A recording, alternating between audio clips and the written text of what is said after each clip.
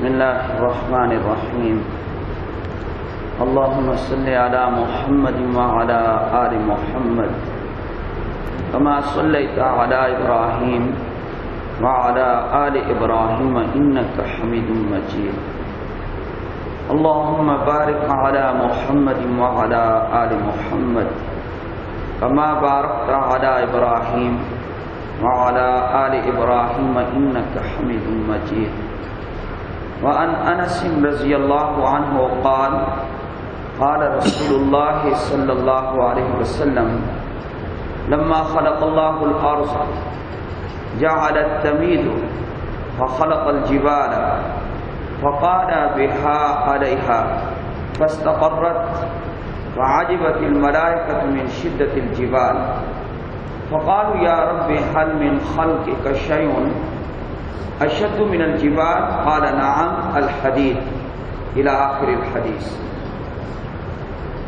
عجیب و غریب مکالمہ ہوا، گفتگو ہوئی اللہ کے درمیان اور فرشتوں کے درمیان،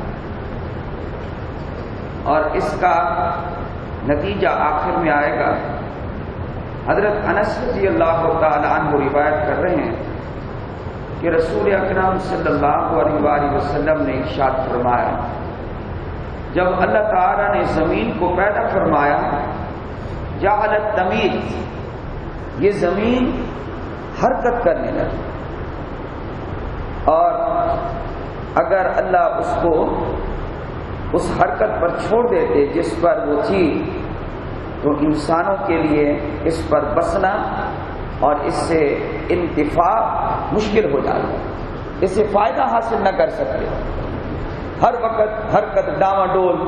آج آپ دیکھ لیں جب زلزلہ آتا ہے تو کس قدر درہم برہم ہو جاتا ہے نظام ہمارا. یہ چھتیں گر جاتی ہیں، مکان گر جاتے ہیں، بلکہ کئی انسان دب جاتے ہیں نیچے. تو اگر یہ حرکت کرتی رہتی تو کبھی ہمارے لیے یہاں استقرار ممکن نہ ہوتا. اللہ جل جلالہ نے اس کی حرکت کو بند کرنے کے لیے فخلق الجبال، پہاڑوں کو پیدا فرمایا. یہ پہاڑ کیا ہیں؟ یہ زمین کے لیے میخیں ہیں. اللہ تعالیٰ نے سورہ نبا کے پہلے رکوع میں فرمایا والجبال اوتادا، کہ پہاڑوں کو اس نے میخیں بنایا ہے. اللہ تعالیٰ نے زمین کی کیلیں اور اس کی میخیں وہ پہاڑ پیدا کیے، اور پہاڑ اللہ کی قدرت کا ایک مستقل نمونہ ہے. پہاڑ کو دیکھ کر اللہ یاد ہی آ جاتا ہے.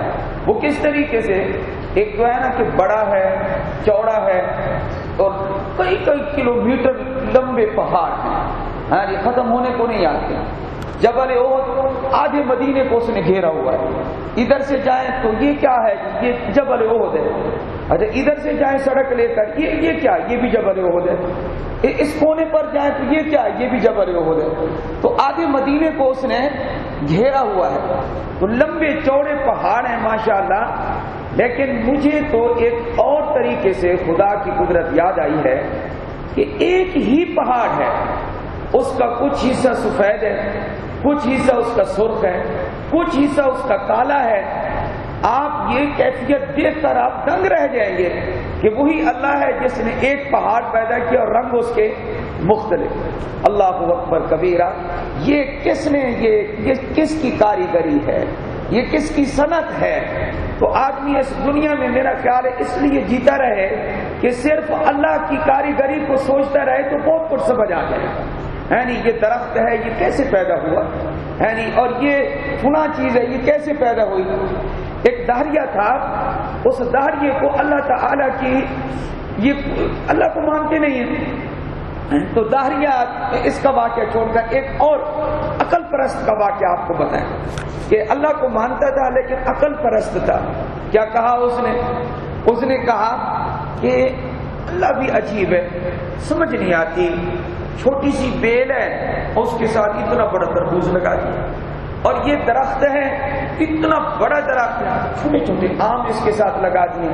تو بڑے درخت کے ساتھ بڑا پھل ہونا چاہیے تھا، اور چھوٹی سی بیل کے ساتھ وہ چھوٹا سا ہونا چاہیے، اتنا بڑا تربوز اس کے ساتھ لگا دیا۔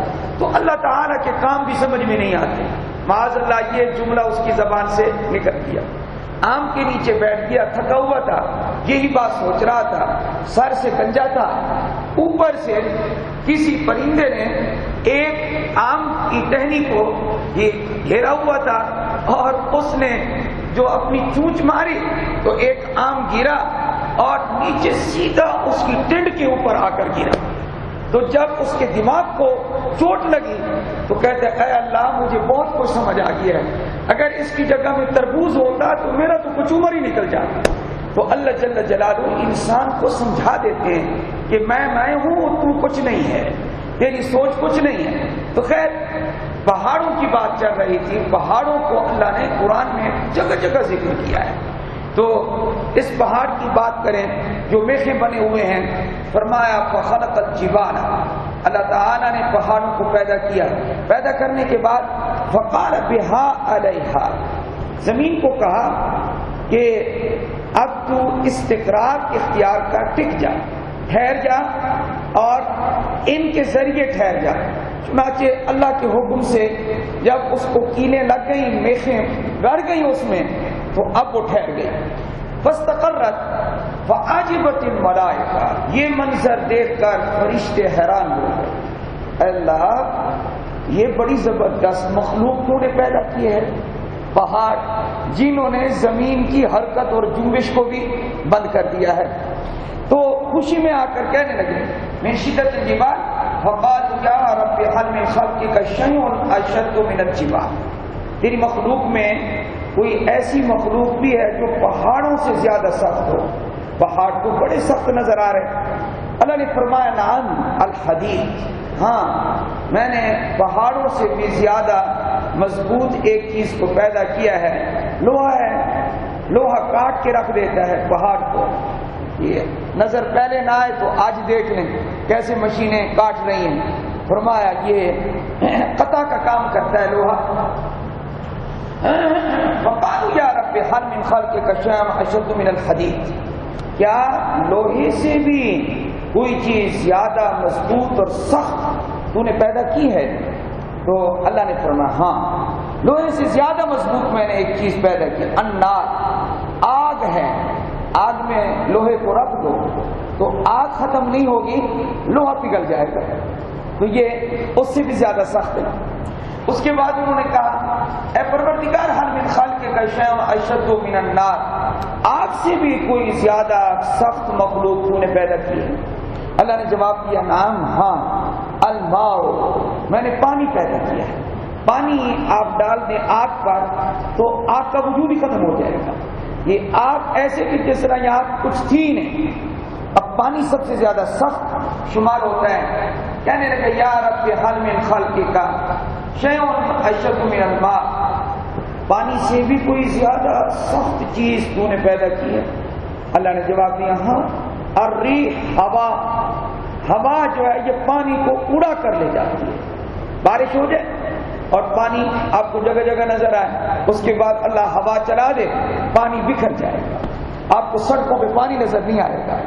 یہ ہوا کی وجہ سے جس طرح دھوپ سے خشک ہوتا ہے، اسی طرح پانی جو ہے ہوا بھی اس کو اڑا کر لے جاتی ہے۔ تو اب تک جو ہم نے تفسیر پڑھی ہے اس میں ہوا بہت سخت ثابت ہوئی ہے۔ پھر سوال کر دیا یا رب هل من خلقك شيء اشد من الريح، کیا ہوا سے بھی کوئی زیادہ سخت چیز تو نے پیدا کی ہے؟ اللہ نے فرمایا نعم ہاں میں نے پیدا کی ہے۔ ابن آدم تصدق صدقۃ بیمینہ یخفیها من شمالہ، ہاں سب سے زیادہ سخت ترین چیز جو میں نے پیدا کیا، ہوا سے بھی زیادہ سخت، پہاڑوں سے بھی زیادہ سخت، آگ سے بھی زیادہ سخت، لوہے سے بھی زیادہ سخت، ظاہر ہے ساری چیزوں سے زیادہ ہی سخت آخر میں آ رہی ہے۔ پہلا نمبر تو پہاڑ کا تھا، اس سے بھی زیادہ سخت، دوسرا لوہے کا تھا، اس سے بھی زیادہ سخت، اور تیسرا تھا آگ کا، اس سے بھی زیادہ سخت، اور چوتھا جو ہے وہ پانی کا نمبر تھا، اس سے بھی زیادہ سخت، اور پانچواں نمبر ہوا کا تھا، اس سے بھی زیادہ سخت۔ یہ چھٹی چیز جو آ رہی ہے یہ سب سے زیادہ سخت ہے؟ اللہ نے فرمایا سب سے زیادہ سخت چیز میں نے پیدا کر دی، وہ کیا ہے؟ فرمایا کہ ابن آدم کا، انسان کا وہ صدقہ جو دایاں ہاتھ صدقہ کرے اور بائیں ہاتھ کو پتہ بھی نہ چلے، یہ میرے غصے کو بھی بجھا دیتا ہے۔ یہ سب سے زیادہ سخت چیز میں نے پیدا کی۔ اللہ کا غصہ کوئی چیز پہاڑ کو نہیں بجھا سکتے، یہ پہاڑ بجھا سکتے ہیں؟ نہیں، ہوا نہیں، لوہا نہیں، آگ نہیں، ہوا نہیں، کوئی چیز بھی اللہ کے غصے کو نہیں بجھا سکتی۔ اگر اللہ کا غصہ کوئی چیز بجھا سکتی ہے تو وہ کون سا صدقہ ہے؟ صدقہ نہیں صرف دکھاوے کا نا، بلکہ حدیث میں قید ہے کیا؟ مخفی صدقہ، سرن صدقہ، اور ایسا صدقہ کہ دایاں ہاتھ خرچ کرے تو بائیں کو پتہ بھی نہ چلے، یہ اللہ کے غضب کو بجھا دیتا ہے۔ یہ حدیث ایسی ہے کہ نبی اکرم صلی اللہ علیہ وسلم نے اپنے صحابہ کو سنائی ہے۔ امام ترمذی رحمہ اللہ نے اس کو روایت کیا اور فرمایا یہ حدیث بالکل صحیح ہے۔ یہ اور فرمایا کہ حضرت معاذ رضی اللہ تعالی عنہ کی حدیث کتاب الایمان میں گزری ہے، اس میں یہ الفاظ آئے ہیں الصدقۃ تطفئ الخطیئہ، کہ صدقہ جو ہے یہ گناہوں کو بجھا دیتا ہے، انسان کے گناہ ختم کر دیتا ہے۔ ایک حدیث پاک میں یوں آتا ہے فرمایا الصدقۃ تطفئ غضب الرب وتدفع میتۃ السوء، فرمایا صدقہ رب تعالی کے غضب کو بجھا دیتا ہے اور یہ صدقہ انسان کو بری موت سے بچاتا ہے۔ یہ بہت بڑا فائدہ ہے، بری موت انسان کو نہیں آتی، جو صدقہ کرتا ہے اس کو بری موت نہیں آتی۔ یہ تو الحمدللہ میں نے جہاں تک غور کیا ہے نبی کریم صلی اللہ علیہ وآلہ وسلم کی ازواج مطہرات جن کو قرآن نے ہم سب کی مائیں فرمایا ہے، احترام ہے، عزت ہے، وقار ہے، عظمت ہے ازواج مطہرات کی، وہ کوئی کمی نہیں ہوگا جو ان کو اپنی ماں نہیں مانے گا، یعنی اور وہ کوئی یعنی کسی اور ہی مخلوق سے اس کا تعلق ہوگا جو اپنی ماں سے بڑھ کر ان کا احترام نہیں کرے گا، کیونکہ قرآن نے ان کو کیا کہہ دیا ہے؟ ماں کہہ دیا تو بات ہی ختم ہو گئی۔ یہ عائشہ ہے، حفصہ ہے، یعنی اسی طرح یہ ام حبیبہ ہے اور حضرت خدیجہ الکبریٰ ہیں، اسی طرح حضرت سودا ہے، حضرت صفیہ ہے، حضرت ام سلمہ ہے، ان تمام ازواج حضرت حفصہ ہیں، فرمایا حضرت سودا بنت زمع، دو زینب، حضرت زینب بنت جحش ہیں، حضرت یہ زینب یہ ام المساکین ہیں، یہ تمام ازواج مطہرات کو قرآن نے ایک ہی لفظ میں عظمت سے بخش دیا ہے۔ کیا؟ یہ نبی کی گھر والیاں، یہ مومنین کی مائیں ہیں۔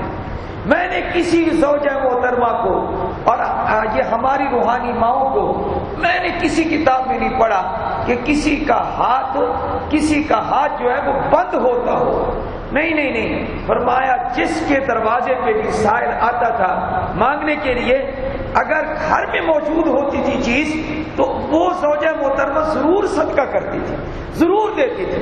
ایک مرتبہ تو کمال ہو گیا کہ حضرت عائشہ رضی اللہ تعالیٰ عنہ جو بے دریغ خرچ کرتی تھی، اللہ اکبر کبیرہ، اتنا خرچ کرتی تھی، یہ موضوع پھر چلائیں گے انشاءاللہ، لیکن یہ واقعہ مختصر ہے۔ ایک سائل آیا، دروازے پہ کھڑا ہو گیا، کچھ دے دو، تصدقوا بارک اللہ، تصدقوا بارک اللہ، یہ عربی طرز میں مانگنے لگا، عربی تھا، صدقہ کرو یہ اللہ تمہیں برکت دے۔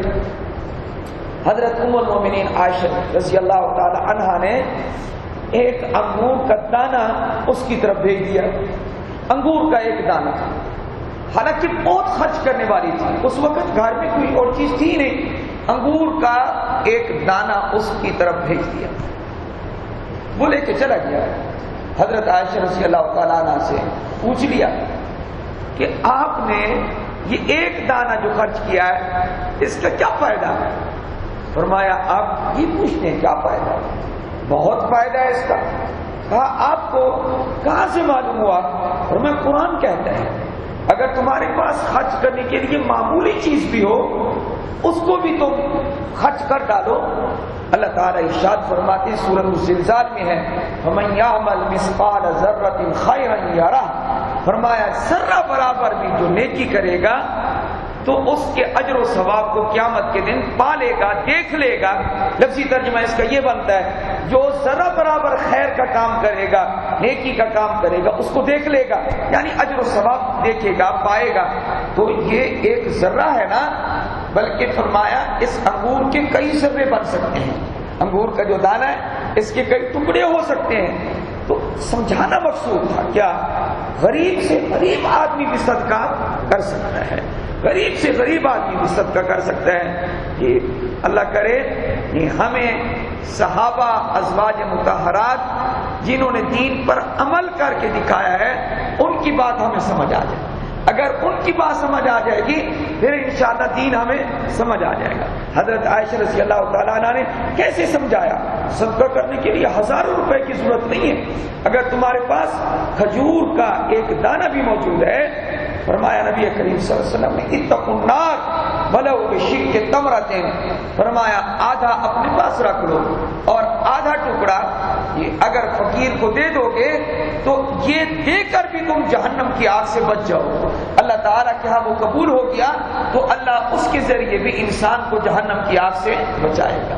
اور پھر یہ جو دن جا رہے ہیں، میں روزانہ متنبہ کرتا رہتا ہوں، سارا سال صدقہ کرنے کا ثواب اور ہے، اور رمضان المبارک میں صدقہ کرنے کا ثواب کچھ اور ہی ہے۔ اللہ ہمیں عمل کی توفیق عطا فرمائے۔